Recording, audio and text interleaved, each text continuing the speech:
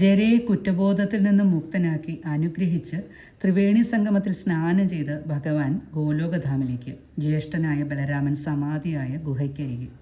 തൻ്റെ വിശ്വസ്തനായ തേരാളി ദാരുകനെ ഹസ്തിനപുരിയിലേക്ക് ജരയെ കണ്ടുമുട്ടുന്നതിന് മുന്നേ ഭഗവാൻ അയക്കുന്നു.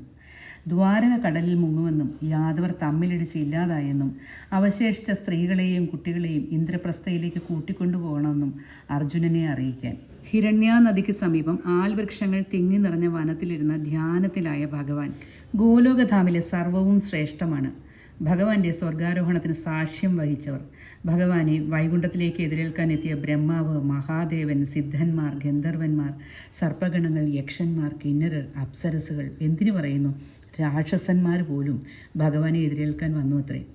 ഗരുഡന് മുകളിലിരുന്ന് വൈകുണ്ഠത്തിലേക്ക് യാത്രയായ ഭഗവാന്റെ പാദങ്ങൾ അവസാനമായി പതിഞ്ഞയിടത്ത് ഓർമ്മയ്ക്കായി കൊത്തിവെച്ചിരിക്കുന്നു ചരണപാദകം. ബലരാമൻ സമാധിയായ സ്ഥലത്തേക്ക് ഓടിയെത്തിയ അർജുനൻ കാണുന്നത് തൻ്റെ പ്രാണനായ ഭഗവാന്റെ ഭൗതിക ശരീരമാണ്. വാവിട്ട് നിലവിളിച്ച അർജുനൻ, ആത്മാവ് നിത്യവും ഭൗതികദേഹം വെറും ഒരു മാധ്യമം മാത്രമാണെന്നും ഭഗവത്ഗീതയിലൂടെ തന്നെ ഉപദേശിച്ചത് അർജുനൻ ഓർക്കുന്നു.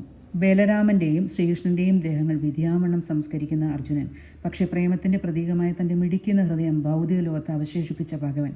അർജുനൻ കടലിലേക്കൊഴുക്കിയ ഭഗവാന്റെ ഹൃദയം ഗാന്ധാരിയുടെ ശാപത്തെയും അഗ്നിയെയും മറികടന്ന് പുരി ജഗന്നാഥ വിഗ്രഹത്തിൻ്റെ ഭാഗമായി മാറി.